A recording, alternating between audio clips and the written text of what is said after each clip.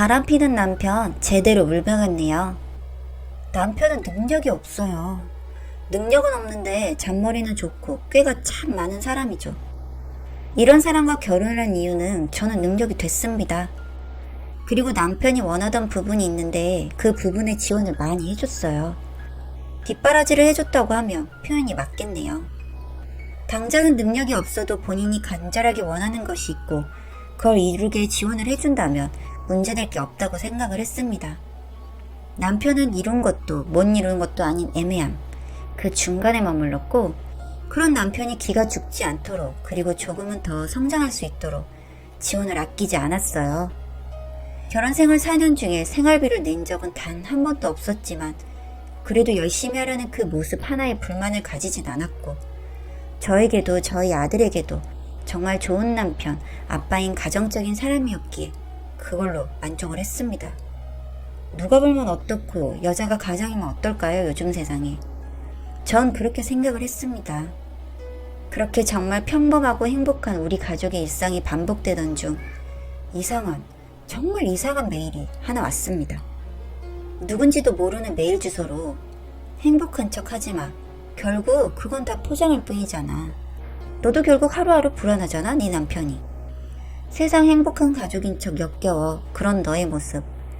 결국 네 건 아무것도 없어. 네가 성공했다고 생각하지? 일도 가정도. 그런데 곧 알게 될 거야. 그중 아무것도 네 것은 없었다는 사실을 말이지. 추락하는 너의 모습 웃으면서 지켜볼게. 이제 시작이라는 걸 알려주는 거야. 카운트를 세보려고 해. 라는 정말 기분이 나쁘고 소름 돋는 메일을 받았어요. 전 남편에게 이 메일을 보여줬고 신고할까? 어쩔까? 의논을 했습니다. 남편은 정말 불쾌하면서 이건 내가 알아서 처리를 하겠다. 신고를 하든 누군지 알아내겠다. 분명 당신을 질투하는 사람인 것 같은데 이 정도로 말하는 것 보면 위험하다. 그러니 당신도 일찍 귀가하고 우리 같이 다니자. 웬만하면 내가 당신 태우러 가든가 할게. 당분간 조심해보자. 라고 말을 했고 저 역시도 그래, 누군가 질투해서 그랬겠지. 아무리 그래도 그렇지. 어떻게 저렇게 무섭게 말을 할 수 있지? 라고 생각하면서 그러려니 했습니다.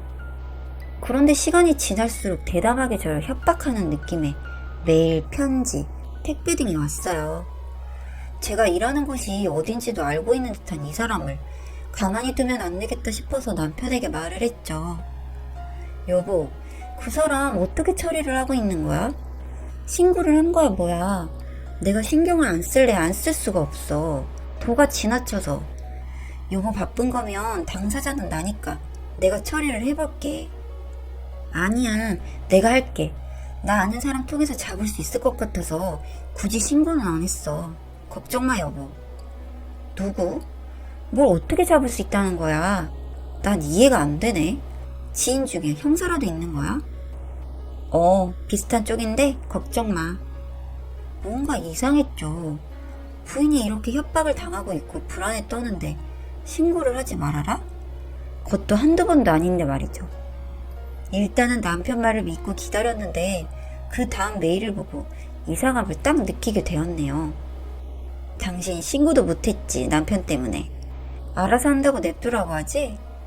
내가 누군지 궁금할 텐데 누군지 그냥 알려줄게. 당신 반응이 너무 재미가 없어서 말이야. 이러면 이렇게 연락을 하던 내가 너무 재미가 없잖아. 난 당신 남편이랑 만나고 있는 여자야. 그것도 3년 동안 말이지. 당신은 지금 결혼한 지 4년 됐지? 맞아. 결혼하고 1년 된 시점에 우리가 사랑을 하기 시작했어. 당신이랑의 이혼을 3년을 미룬 이유는 나 역시도 찬성했어. 너의 그 능력, 배경들, 우리가 뺏어올 수 있는 건 뺏으려고 말이야. 재산도 어느 정도는 우리가 가져야 될 것 같더라고. 그런데 이제 곧 5년 차지? 그때야 디데이가 기대해도 좋을 것 같은데? 나를 이렇게 알리는 이유는 당신이 알고 어떻게 대처를 할지 너무 궁금해. 그냥 이혼하면 재미없잖아? 당신 아들도 우리가 키울 생각이거든. 이 글을 읽고 아마 오늘 재훈씨를 쥐잡듯 잡으면서 누구냐고 묻겠지? 그건 평범한 사람들이나 그렇지. 아마 내가 아는 당신은 이 글을 혼자서만 간직하고 말하지 않을 거야. 아주 재밌게 말이야. 기대할게. 실망시키지 말아줘. 너무 손이 떨렸어요. 그런데 더 소름 끼치는 건 맞아요. 저 글 내용 속처럼 저는 절대 말하지 않고 혼자 이 내용을 간직하고 어떻게 할지 생각할 사람이거든요. 대체 이 글이 정말 진짜일까? 뭐지? 날 어떻게 이렇게 잘 알지? 별 생각을 다 했어요. 저를 정말 싫어하는 사람이 거짓으로 우리 가정을 깨려고 나한테 저런 내용의 메일을 지속적으로 보내나? 아니면 진짜 바람난 여자가 지 존재를 알리려고 하나? 별 생각을 다 하던 중 일단 바람이 진짜인지 아닌지를 확인해야 했죠. 그러려면 남편을 키워야 했는데 참 슬프고 속상하면서도 미칠 것 같았어요. 남편이 잠들길 기다리고 잠든 척 있다가 일단 핸드폰을 몰래 봤습니다. 비밀번호가 걸려 있었지만 항상 이 사람이 쓰는 비밀번호는 똑같으니 혹시 몰라 해봤는데 안 풀리더군요. 근데 그때 머리에 확 스치는 게 남편 서재의 컴퓨터에 카톡이 자동 로그인되는 부분이었습니다. 각자 서재는 각자 일하는 공간이기 때문에 절대 터치를 하지 않았고 바람을 피는 남편이라면 아마 집에서 그 장소만큼이나 안전하고 안심을 하는 공간이 없겠다 싶었죠.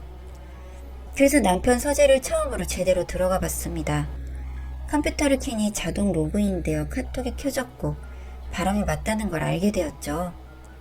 어떤 여자와 정말 그냥 연인 사이, 그것도 정말 오래된 카톡을 언제부터 했는지 찾아보니 그 여자가 말한 3년이라는 시간 동안 무수히 나눈 카톡들 전부를 뺄 순 없어서 일부만 캡처를 하여 제 핸드폰으로 넘겼습니다. 그리고 이 서재 뭔가 있을 것 같아 다 뒤졌어요. 그러니 서랍에서는 모르는 핸드폰 하나가 발견됐고 그건 또 비밀번호가 없더라고요. 보니까 그 여자랑 연락할 때만 사용하는 것처럼 보이던 핸드폰. 앨범에도 둘이 찍은 수백 아니 수천 장의 사진들이 있었고 그 역시도 모두 캡처를 했고 사진을 찍어 옮겼습니다. 그뿐 아니라 서랍장 곳곳에는 그 여자와 함께했던 흔적들이 보이는 물건들이 가득했고 이 사람 제가 정말 서재에 단 한 번도 들어오지 않는 걸 이용해서 이렇게 집안에서 마음 편히 바람을 피고 있었다는 걸 생각하니 치가 떨리고 화가 치밀었어요. 그렇지만 감정적으로 했다간 아들을 완벽히 데려오지 못하는 상황이나 제가 억울한 상황이 생길까 싶어 그날 서재에선 증거로 찾을 수 있는 건 다 찾고 조용히 아무렇지 않게 다음날을 맞이했습니다. 그러고 바로 이혼 전문 변호사를 찾아갔고 이 증거들을 다 보여주면서 앞으로 어떻게 해야 하는지 등등을 자세히 상담했고 도움을 받기로 했습니다. 먼저 가장 중요한 건 전 사실 재산보다도 아들입니다. 아들을 뺏기게 된다면 제가 살 이유가 없으니까요.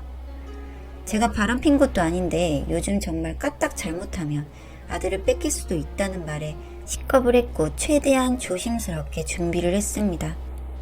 그 과정에서도 그 여자의 메일은 수차례 받았고 그 역시도 증거로 남겨두었습니다. 그러던 어느 날 남편이 그러더라고요.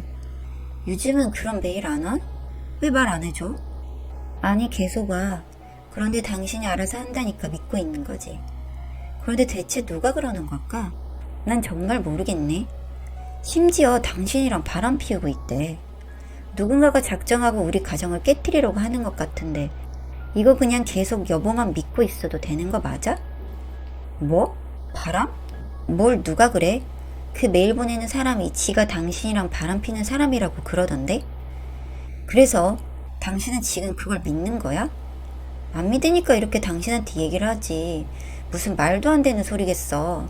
당신이 어떻게 날 두고 바람을 펴. 난 믿지도 않아. 그치? 안 되겠네 가만히 두면. 무슨 그런 말도 안 되는 소리를 하고 말이야. 그러니까 말이야. 신고를 하든 어떻게든 좀 해보자. 아무것도 모르는 척 남편과 대화를 했고 일부러 반응을 좀 보려고 바람이라는 단어를 꺼냈는데 참 우습게도 연기도 못하고 너무 티가 나더라고요. 3년간 어떻게 날 속였을까 싶을 정도로 티가 나는 남편의 모습에 허망하고 허탈했어요. 어느 날 저랑 아들이 친정에 가서 며칠 묵고 온 적이 있는데 일부러 그랬어요. 현장을 잡고 싶어서. 그것만큼 확실한 증거사진이 될 법한 게 없으니까요. 남편에게는 일주일 있다가 온다고 했고 아이를 친정에 맡겨둔 후 저는 매일같이 집에 몰래 와서 체크를 했네요. 그중 하루는 걸리겠지 했던 제 마음과 같이 걸렸어요. 제가 집 안으로 들어온지도 모르고 좋다고 웃으면서 히히덕거리는 소리가 토가 나올 지경이었고 참다 폭발할 것 같은 저를 스스로 제어하고 말리면서 사진을 찍기 시작했죠. 그런 저를 보는 둘, 너무 당황한 남편과 웃는 그 여자. 둘 다 진짜 가만두고 싶지 않았지만 증거를 찾고 뛰쳐나갔어요. 혹시 모르잖아요. 제가 위험한 상황이 올지도. 그 길로 변호사 사무실로 가서 증거 사진을 보여드렸고 바로 이혼소송 시작했네요. 절대 이혼은 안 된다는 남편, 아들은 주라는 남편. 그리고 뒤늦게 이 모든 사실을 알고 남자는 한 번쯤 바람필 수도 있다라고 말하는 시가족들. 기가 차고 어이가 없어서 한마디만 상대를 해줬네요. 네, 그렇죠. 아가씨도 꼭 남편이 한 번쯤 바람나서 버려지길 기도해 줄게요. 특별히 내가. 지 딸은 딸이고 나머지 딸은 딸이 아닌가? 참 저런 식으로 나올 줄은 알았지만 너무 뻔뻔한 태도에 화가 나서 그런데 딱히 복수를 하려고 하지 않아도 재산 및 양육권 모두 저에게 왔고 그 사람은 그야말로 빈털터리로 쫓겨났죠. 거기다가 제가 차려준 사무실인데 몰래 비자금을 만들고 있었던 부분을 알게 되었고 횡령죄로 고소도 했습니다. 그렇게 제대로 콩밥 실컷 먹여주었고 저랑 아들은 그 지역이 너무 아픈 기억이 가득한 곳이라 친정이 있는 쪽으로 와서 지금은 아이도 저도 안정을 찾고 생활을 잘하고 있습니다. 앞으로 저와 제 아들 인생이 꽃길만 가득하게 빌어주세요.